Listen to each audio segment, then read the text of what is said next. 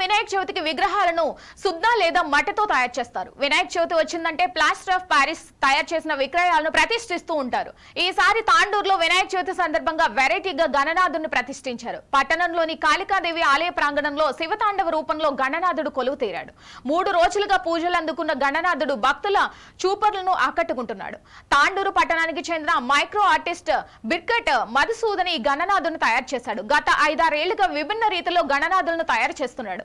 Pencil మొనలపై సూక్ష్మ చిత్రాలను చెక్కడం, శరీరంపై టాటూలు వేసే మధుసూదన్ పర్యావరణానికి హాని చేయని రీతిలో గణనాథుని విగ్రహాల తయారీలో నేర్పరి.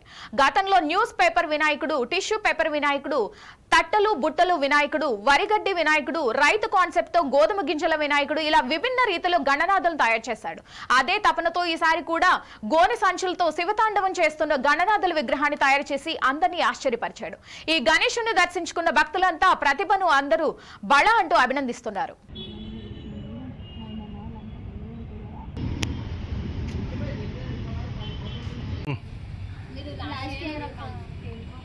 లాస్ట్ ఇయర్ చేసిన గణేష్ రైతు అనే కాన్సెప్ట్ అవి గోధుమలతో చేసిన.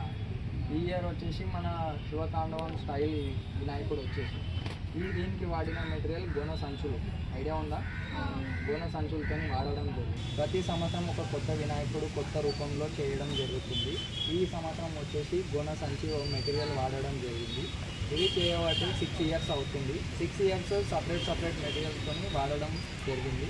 ఫస్ట్ ఇయర్ వచ్చేసి న్యూస్ పేపర్తో వినాయకుడు చేయడం జరిగింది. Second year tissue paper. Third year వచ్చేసి వరిగడ్డితో వినాయకుడు చేయడం జరిగింది. ఫోర్త్ ఇయర్ వచ్చేసి వెదురు గంపలు, చాటలు, గుట్టిలు ఉంటాయి దాంతో చేయడం జరిగింది. లాస్ట్ ఇయర్ వచ్చేసి గోధుమలతో వినాయకుడు చేయడం జరిగింది. ఈసారి వచ్చేసి గోన సంచులతో చేయడం జరిగింది. ఎవ్రీ ఇయర్ ఒక కొత్త మెటీరియల్తో కొత్త వినాయకుడు చేయడం అనేది నా ముఖ్య ఉద్దేశం. ఇది చేయబట్టి 6 ఇయర్స్ అవుతుంది వినాయకుడు. ఈ ఇయర్ వచ్చేసి ఇది వాటర్ కలర్స్ యూజ్ చేయడం జరిగింది. అది వాటర్ కలర్స్ ఎందుకు యూజ్ చేయడం జరిగింది అంటే శివుని ఆకారం ఏదైతే ఉంటుందో ఆ కలర్ వల్లనే శివుని టైప్ ఉంది అని చెప్పాలన్న ముఖ్య ఉద్దేశం.